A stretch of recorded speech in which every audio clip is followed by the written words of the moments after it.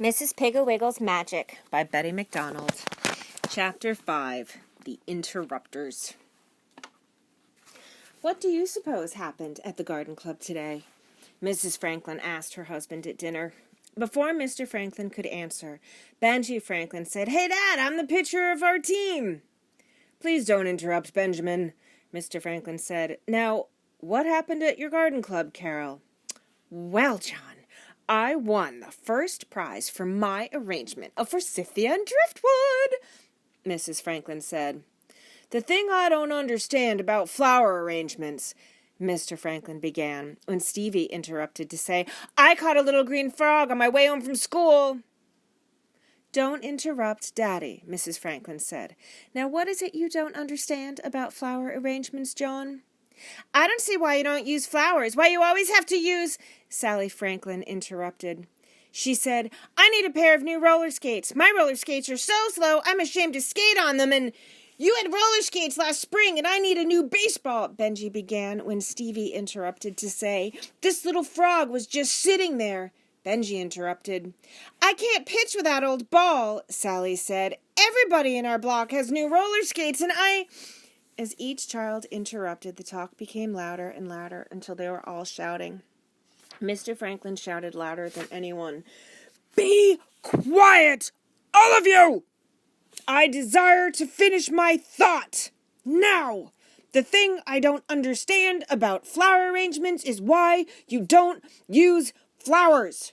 Why you always have to stuff sticks or old weeds or seed pods or broken flower pots in with the flowers." Mrs. Franklin smiled indulgently at her husband and began explaining, "Flower arranging is an art," when Sally interrupted, "If I try to make figures 8 with a broken strap, I'll probably kill myself." "Ball bearings only cost," Stevie interrupted her. "Would you like to see my little frog I've got?" Benji interrupted him. "Doesn't anyone in this family care whether I'm captain of my baseball team? Doesn't anyone—" "Stop interrupting!" Mr. Franklin shouted. There was quiet for a minute. Mrs. Franklin began again. "Flower arranging is an art." There she was interrupted by a loud scream from Sally. "Mother! Daddy! Stevie has a frog in his pocket! I heard it! I heard it! Ah!" "Stevie," said Mrs. Franklin, "do you have a frog in your pocket?" "Well, yes, I just happened to," said Stevie, reaching in and bringing out a very small green tree frog. "Aye!" squealed Sally. "Take it away!" "Hey, let me see it," Benji said. "Boy, he is nifty. How did you catch him?" "Wasn't hard," Stevie said. "I was just walking along and I heard him." "Take the frog outside," Mr. Franklin said sternly. "Oh, Daddy, not outside," Stevie said. "He'll get away." "Outside," Mr. Franklin repeated. Stevie started slowly to his feet, carefully holding the frog between his cupped hands. When he got to the kitchen door, he turned to his mother. "Say, Mother," he said, "this frog would be just right for your flower arrangements." "Why, Stevie, what a wonderful idea," said Mrs. Franklin excitedly. "But how would I get him to stay in the bowl?" "Oh, cheaper'd stay," said Stevie. "He's awful tame. He just does anything I want him to." "If he's so tame and does what you want him to, put him outside and tell him to wait there for you," Mr. Franklin said. Benji said, Gee, Daddy, can't we put him in the basement? He'll get lost outside." And Mr. Franklin said, "All right, put him in the basement, but put him in a box or something. Now, Carol, dear, what were you telling me about flower arranging?" And Mrs. Franklin smiled and began again. "I said flower arranging is an art." "Hey, Daddy, is this box all right?" Stevie called from the kitchen where he was standing on a high stool rummaging around on a shelf. Mr. Franklin said, "Don't interrupt. Your mother is talking." Mrs. Franklin said, "Flower arranging is—" And Stevie came into the dining room, poked at his father's arm, and whispered in a loud, hoarse whisper, "Is this box all right, Daddy?" And Mr. Franklin put his hands up to his head. "I'm going crazy," he said. "Interrupt! Interrupt! Interrupt! That's all these children do. We haven't finished a sentence in this house for weeks. Now, Stevie, you stand right here and wait until your mother finishes explaining that flower arranging is an art." And Stevie did, although it took Mrs. Franklin almost 15 minutes. It was very uninteresting to him, and his frog kept cheeping loudly. The very second Mrs. Franklin finished her explanation of flower arranging, Stevie said, "Hey, Daddy, is this box all right?" "Yes, yes, yes," said Mr. Franklin. "Go put the frog in it. Carol, do you suppose that Mrs. Piggle knows a cure for interrupting?" "I wouldn't be surprised," said Mrs. Franklin. "I'll call—" And Sally interrupted. "If I had new roller skates, I could do a double figure." "Hey, what do frogs eat?" called Benji from the basement stairs. "Eight backwards, figure eight backwards," finished Sally. "Are flies all right?" called Stevie, and Sally said, "I could help with the dishes every night." "I mean dead flies," called Stevie, "to pay for them, and it wouldn't—" Sally began again, and Benji yelled, "Stevie, is the box half full of old dead flies? Won't that kill this little frog?" And Sally interrupted and continued, "If you don't leave roller skates outside." But then Stevie jumped in and said, "Hey, Mom, Benji's dumping flies all over the basement stairs." And Mr. Franklin roared, "Call Mrs. Piggle right now." So Mrs. Piggle was called. Mrs. Franklin called her right away. Mrs. Piggle said, "I have some magical, wonderful interrupter powder. It comes with 2 little blowers, and I would suggest that you and Mr. Franklin each use one. At the dinner table, when you start to talk, have Mr. Franklin blow the powder at the children. When he talks, you blow the powder at the children. There will be no interrupting, I'll guarantee. Why don't you send Benji and Stevie over for it now while it's still light outside?" And Mrs. Franklin said she would, thanked Mrs. Piggle and hung up. Benji and Stevie were glad to go because they loved Mrs. Piggle, and anyway, they wanted to show her their frog cheaper. While they were gone, Mrs. Franklin and Sally washed the dishes, and Mr. Franklin smoked his pipe and read the paper. When the boys came home, they gave the package to their mother, and then they went right to the basement to fix their frog, because Mrs. Piggle had given them a box of frog food, and they were anxious to see if Cheaper would eat it. They asked Sally to come to the basement with them, but she had a map to draw, so she went up to her room. When they were alone, Mr. and Mrs. Franklin opened Mrs. Piggle's package. It contained a little can of white powder and 2 little blowers. The directions on the can said, "Interrupter powder. Place a small amount of the powder in the bowl of the blower. Then when you wish to stop an interrupter, blow a little of the powder in his face.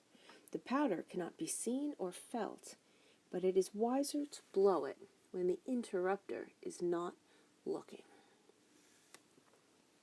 Mr. and Mrs. Franklin were most anxious to try the magic powder, but knew that it would be wiser to wait until breakfast time the next morning.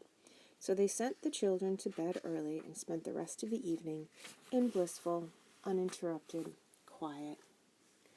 Just before they went to bed, they filled their little magic blowers and put them on the table in the upper hall, where they wouldn't forget them. The next morning, they could hardly wait for the children to come to breakfast and begin interrupting.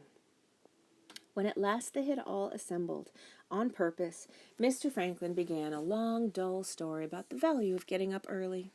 Before the children had a chance to see how long and dull the story was going to be, and while they were all turned toward Mr. Franklin, Mrs. Franklin took her little blower and blew the magic powder on them. Then Mr. Franklin began, "When I was a boy, I loved to get up early. Nobody ever had any trouble getting me out of bed. I used to get up early every single morning. At first, I used to get up late, about 6:30. And then I started getting up at 5:30. Then I decided that that wasn't early enough, so I began getting up at 4:30. Benji started to interrupt. "There's a boy at school," he began, but that was as far as he got. His mouth opened and closed like a goldfish, but no sound came out. Mr. Franklin looked at him, smiled, and continued, "At 4:30, so I could see the beauty of the sunrise and hear the early morning sounds." And then Stevie tried to interrupt. "My teacher says—" But that was as far as he got. His mouth snapped open and shut, and snapped open and snapped closed, like a spectacle case, but no sound came out. Sally began to laugh and to point at the boys. "Hey, look!" she began. Then her mouth just stayed open, wide open. She looked like a board with a knothole in it. Mr. Franklin looked around at his gaping children, smiled with pleasure, and continued, "Sounds of bird song and peace, could smell the delicious fragrance of flowers drenched with dew, could watch the sun come up and give the gray earth form and color." And he finished his story in complete, uninterrupted silence. Then Mrs. Franklin said, "John, do you think I should have the Weavers to dinner Friday night? They're terrible bores, but we do owe—" Benji tried to interrupt. He said, "Today's the—" But no one ever found out what today was, because his mouth just stayed open, like Sally's. Mrs. Franklin continued, "Owe them a dinner, and the Chalmers are not to—" And Sally started to try to say something. "You told me not—" The sound stopped, but her mother snapped open. Her mouth snapped open and snapped shut, and snapped open and snapped shut, like a spectacle case. There was no sound. Stevie said, "What's the matter?" But the words seemed to choke in his throat, and his mouth opened and shut like a goldfish. Mrs. Franklin continued, "Chalmers are not too bright themselves, so it would really be killing two birds with one stone." "Which is a fine way to talk about your cooking," said Mr. Franklin, laughing. The children didn't say anything. They just sat there like a knothole, a fish, and a spectacle case. That afternoon, Mrs. Franklin had some of the ladies from her garden club for tea. She asked Sally to pass the sandwiches and the boys to keep the kettle boiling and to wash the cups. Sally had on her best ruffly white pinafore, and the boys washed clear above the watermarks on their wrists, and everything went very smoothly until Mrs. Wintersmelt began explaining the value of chicken wire in flower arrangements. All the ladies were listening in a most eager way when suddenly the kitchen door was flung open, and Benji and Stevie came racing into the living room. "Isn't it watercress, Mother?" Stevie said. "Oh, listen to that dummy," said Benji. "Anybody knows it is watercress." "Boys," said Mrs. Franklin, "go out to the kitchen. You have interrupted Mrs. Wintersmelt." And the boys went sheepishly out to the kitchen, and Mrs. Franklin excused herself, picked up her little blower from the hall table, and followed them. Just as they turned the corner from the pantry to the kitchen, she covered them with a magic powder, then gave them a short, firm lecture. Then, just for safety's sake, she called to Sally, who was listening outside the door anyway, hoping the boys might be slapped a little, and told her to fix some more lemon slices. When she was getting the lemons out of the cooler and had her back turned, Mrs. Franklin sprayed her with a magic powder, then went back to the living room to catch the end of Mrs. Wintersmelt's advice on chicken wire. When Mrs. Wintersmelt had acknowledged the clapping that followed her talk, Mrs. Backscratcher began to talk on how much more effective flower arrangements are when you don't use flowers at all. She was well into her subject and was describing a lovely flower arrangement she had brought with her, made of toothpicks and bottle caps, when Sally tried to interrupt her to tell her that they made things out of toothpicks at school. She took hold of Mrs. Backscratcher's arm and began, "We make—" But that was as far as she got. Her mouth just stayed open. Mrs. Backscratcher stopped talking and stared at her. "Does the child stammer?" she asked Mrs. Franklin. "No," said Mrs. Franklin in a most exasperated way. "She interrupts, which is worse. Go out to the kitchen, Sally." And Sally, her mouth still open wide, went. Mrs. Backscratcher continued, "You know, ladies, that is a very funny thing. That little girl's open mouth reminds me of a lovely arrangement I saw in Chicago, made out of a knothole and a bunch of grass." And the ladies all moved their chairs closer. Mrs. Franklin, from the corner of her eye, saw the kitchen door spring open. Benji and Stevie edged into the hall and began, "Mom, Stevie, Mom, Benji!" And that was all. They just stood there, their mouths opening and closing and no sound coming out. The ladies all stopped listening to Mrs. Backscratcher and peered out at the children. A Mrs. Wartsnoggle, who was deaf and wore an earphone, thought the children were saying something, and so she turned her earphone up as high as it would go. Then when she still couldn't hear anything, she took out the batteries and tapped on them. Mrs. Franklin got up and pushed the boys back into the kitchen. Mrs. Backscratcher continued, 2 pipe cleaners and a vanilla cork put into an empty sardine can. Only to Mrs. Wartsnoggle it came out, 2 pipe cleaners and a vanilla cork put into an empty sardine can, until she turned her hearing aid down. For the rest of the afternoon, the children stayed in the kitchen, but, just to be on the safe side, Mrs. Franklin kept the little blower in her knitting bag. At dinner, Mr. Franklin blew so much magic powder on the children that they didn't even start to interrupt.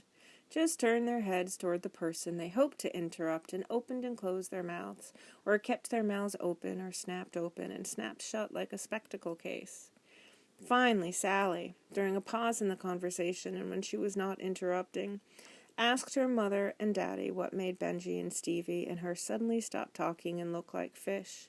So Mr. and Mrs. Franklin explained about the magic interrupter powder and showed the children the little whistleblowers.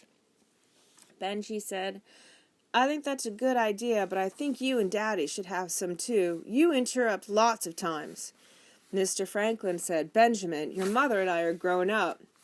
And Mrs. Franklin said, I think Benjamin is right. And she blew a big puff of powder on Mr. Franklin. He grabbed his blower and blew some on her. Then everyone laughed. A few minutes later, Mr. Franklin tried to interrupt Mrs. Franklin's rather long, drawn-out description of her tea, and he was certainly surprised to have his mouth open wide and stay open and no sound come out. Then Mrs. Franklin tried to interrupt Benjamin's night before last dream, which turned out to be a rehash of Treasure Island. Her mouth opened and shut like a codfish. My, the children and Mr. Franklin laughed. Of course, the Franklins used up all the magic powder in 2 weeks, but its spell lasted, and to this day nobody in that family ever interrupts anyone else. It is just a pleasure to tell a story at the Franklins' house.